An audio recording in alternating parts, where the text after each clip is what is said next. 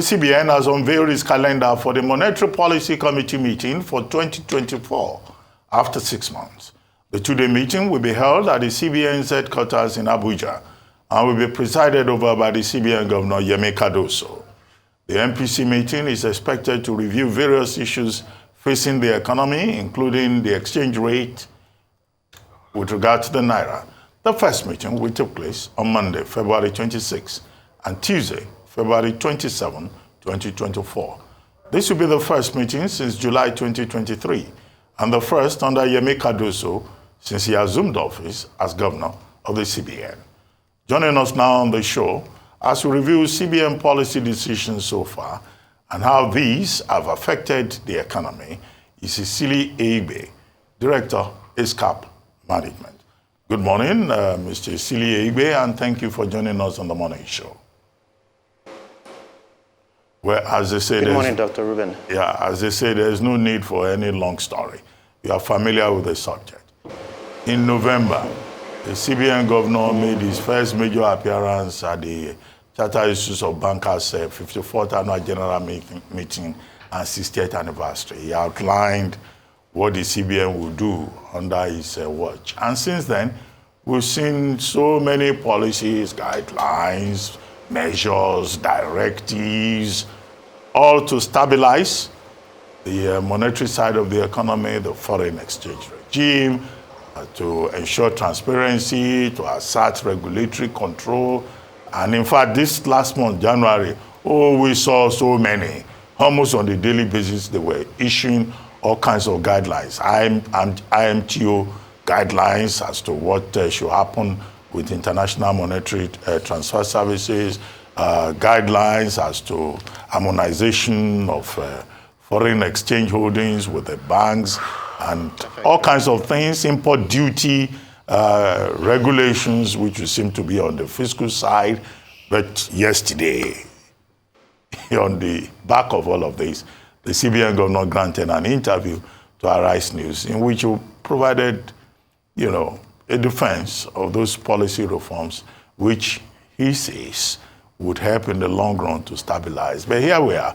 The naira is not anywhere better, and the foreign exchange market is not anywhere better. Well, you are in that space. What's your assessment of these moves by the CBN on the monetary side specifically? What is it that has been overlooked? What is it that the CBN has done correctly? What is it that the CBN has done wrongly? Let's start with that general overview. Yeah. Good morning, and thank you so much for having me on your platform, Dr. Ruben. Do appreciate it, and you accommodating me as well. On the issue at hand, I do believe that inflation is clearly now entrenched. And I think that the central bank governor's message yesterday was very strong. He communicated very strongly on the issue. And, based on all of the measures they've taken to try and address this, I suspect that we'll start to see some improvement. But I don't think it's enough. I think that there's still a lot more that the central bank can do. If you take a look at some of the circulars around the IMTO, the move to cap, the amount of FX, etc. Some of the commercial banks are holding. I think that there's still a lot more that the central bank can do, and all of this are coming later than honestly they should have. We have a naira that has they possibly lost control of at the moment. There was an appreciation in the naira yesterday following his discussion on your platform. And I hope that, the market continues to see that as positive. He seemed very confident and acted like he's been able to put his house in order. And I believe that, looking forward to the MPC meeting on the 26th, I believe what they would like to see is an improvement in the situation following some of the actions that they've taken. But I still think, like I said, that there is still more to do. Take, for example, interest rates. Interest rates need to be a lot higher. I'm of the belief that the central bank governor could have called for an emergency MPC meeting to raise interest rates. I think that they do want to raise interest rates by at least 5%, at least the next two meetings, and probably start to ease those rate increase in subsequent MPC meetings. Reason being that, given the panic that we have at the moment, I mean, he himself described it as, the market's being in panic. They need to give, particularly local investors, citizens, confidence that, they do know what they're doing. And so in a situation where you have relatively high deposit rates, a local investor or a local citizen will be confident placing his naira in local deposits, perhaps where the rates are over 25%, maybe closing into 30. Anything outside that, they're very concerned and would rather take a bet on the dollar as opposed to the naira. Same applies to the international investors as well. If international investors see that the local deposit rates or interest rates are much higher, they'll obviously be considering if placing currency or placing dollars in naira is the option to go. I mean, bear in mind again that a lot of countries in the world are at already historically high interest rates, and so Nigeria itself needs to be competitive. It's not just a question of raising interest rates for the sake of doing so, but you need to be at levels that are globally competitive to attract the kind of capital that you need to sort out, a lot of the FX deficits that you currently have. All right, thank you very much, Mr. Eigbe. I'd like to get your take on a particular statement made by the CBN Governor during that interview with regards to clearing FX forwards backlog. Well, that was quite significant because a number of people had asked questions around that. Now, he has estimated the forwards backlog to be about $7 billion. In his statement during that interview, it mentioned that it settled about $2.2 billion, whilst $2.4 billion of the forwards were said to be invalid, and so they were not going to honor that. Now, from the position of the banks, the concern around this with regards to the invalid, he said were invalid for a number of reasons. Some of them did not exist, entities did not exist, documents were not valid, there were loads of infraction and the likes. However, reports coming from different sources said that some of these invalid transactions were said to have been obtained validly from relationships with the then CBN governor under the powers of the federal government. And so the banks who honor this commitment based on the fact that it came from the CBN, therefore there was credibility to that, are now in a difficult position because at this point they will still have to refund the monies to those who they've honored. At what rate would this happen? What will happen to this industrialist with regards to the the level or the volume of cash? How will they sort this problem? So it's fine for the CBN governor to say that they were invalid transactions, but at the time when these transactions were honored, they weren't deemed to be invalid. What is your take on this? I'd like to get your thoughts on this because, I mean, it sounded really good when he said it, but if you look at it, it's not as straightforward as it made it seem. I think it was pretty straightforward and clear. He did go further to say that they had also written to those parties, to confirm the validity of their claims and, to their satisfaction of central bank. They couldn't satisfy whatever obligations they felt that the central bank owed to them. And to that extent, I think that the central bank is in a pretty good position. Simply what those companies would have to do is to, reapply for FX through their banks, based on the current, FX regime. I don't know specifically who these companies are and what they do, but you do have, an existing, market that allows you to exchange currency. So I think that if they have valid claims, they can definitely go into the market and buy. And I think the rate at which they'll be exchanging the currency is less of a concern today than perhaps the validity of those claims. I think it was very clear, like I said. So my they question, written to them so my question and is, asked to make an argument. So, Mr. Eigbe, my question is with regards from the bank's perspective, the banks who honor these claims at the time based on forwards from the CBN. That's my question in terms of where they stand in this regard, because from the sources, when these forwards were brought to the banks, it was valid. It was approved by the CBN at the time. So now changing that policy at this point, or changing that direction at this point, is a bit of a pickle for them.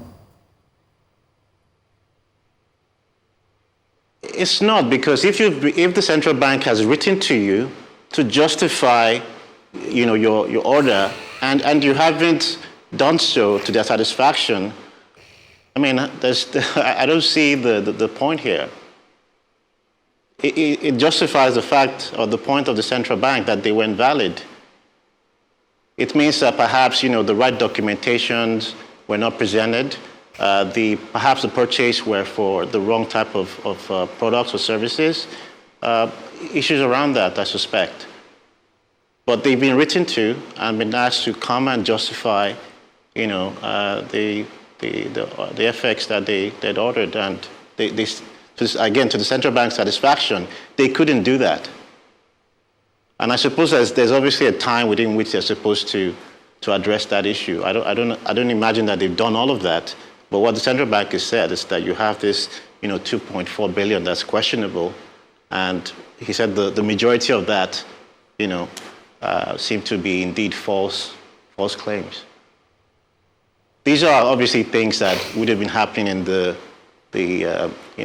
administration of the previous central bank governor, which I don't think will come to surprise of most Nigerians. What the current central bank governor is doing, or the central bank today, is trying to bring a lot more transparency to the FX market, and he does seem like he's really concerned about credibility. If you heard his statement around taking his time to organize or announce the first MPC, he did hammer on the fact that the MPC needs to be credible, which is a big shift from the previous, central bank governor.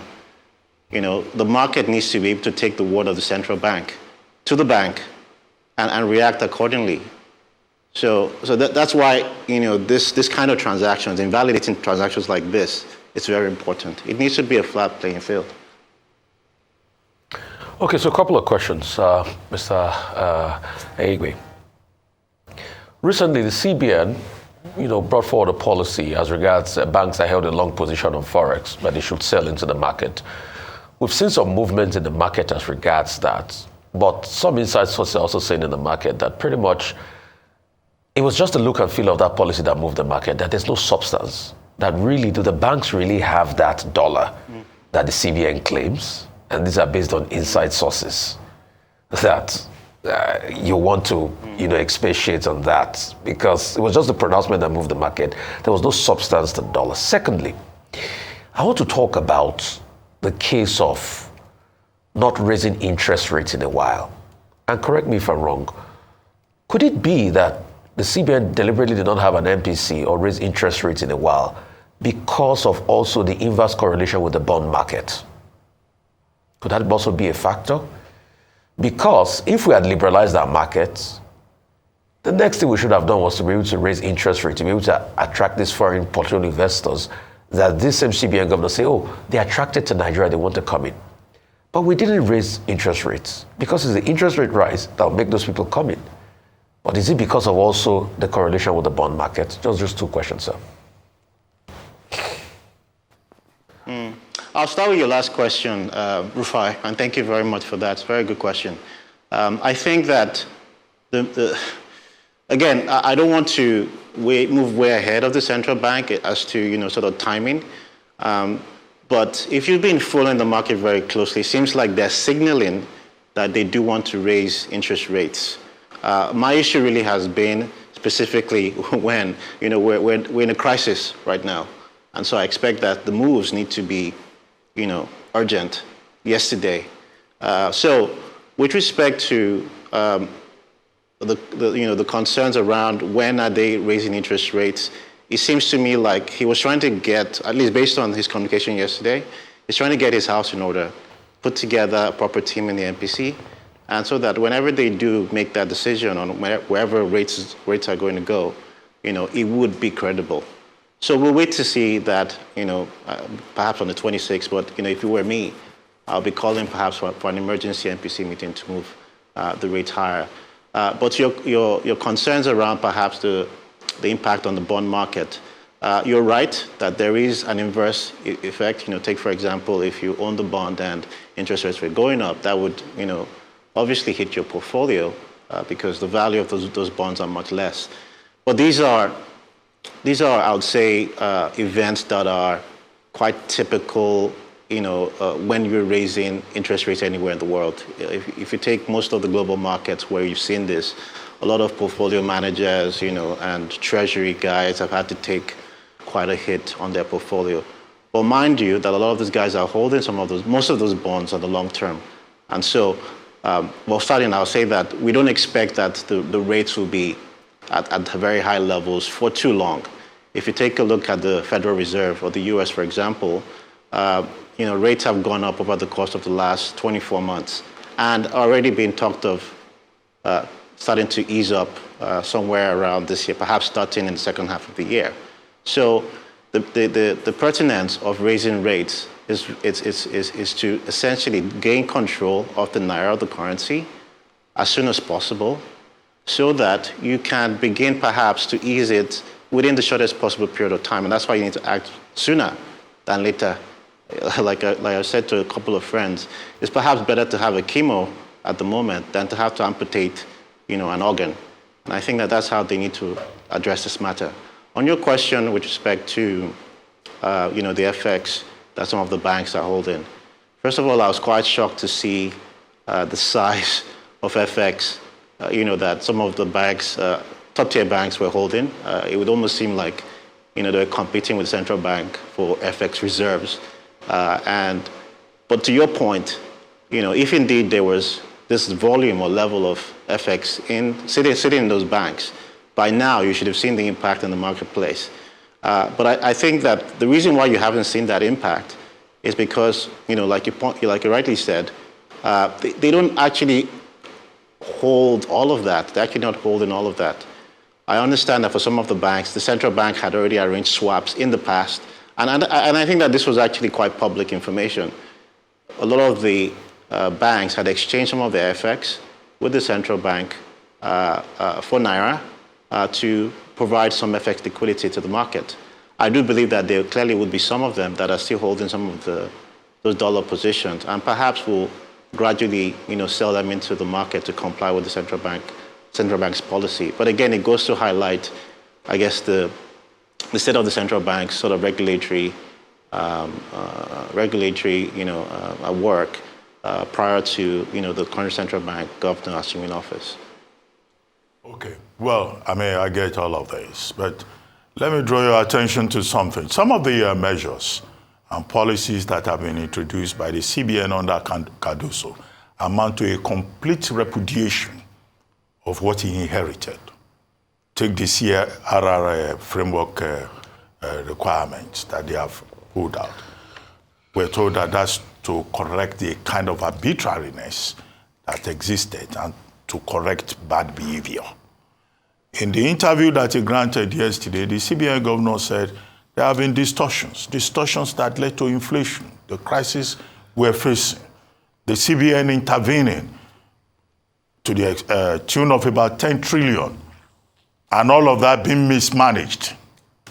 And now he says, under him, the CBN is just going to focus on its core mandate and not get exposed or intervene unnecessarily. These are criticisms, okay? And then look at the banks sitting on $7 billion. And they asked them to bring out the money, and they quickly rushed and brought the money, and then we were told, this has led to some kind of appreciation. Yes, the banks will say they've not committed any crime. After all, the CBN has regulatory control. If the CBN did not play its part, they will cheat the system. They will game the system. But the question is, all of these distortions that the CBN governor has complained about, okay, he will just mention them by way of criticism, innuendos, by way of correction through new policies, and we'll just move on like that? Shouldn't anybody be sanctioned for bad behavior? And in that regard, I'm sure there must be a system of finding out who is responsible for these distortions? Who are these non-existent entities who are bold enough to make forex claims in a country that is governed by law? What do you think?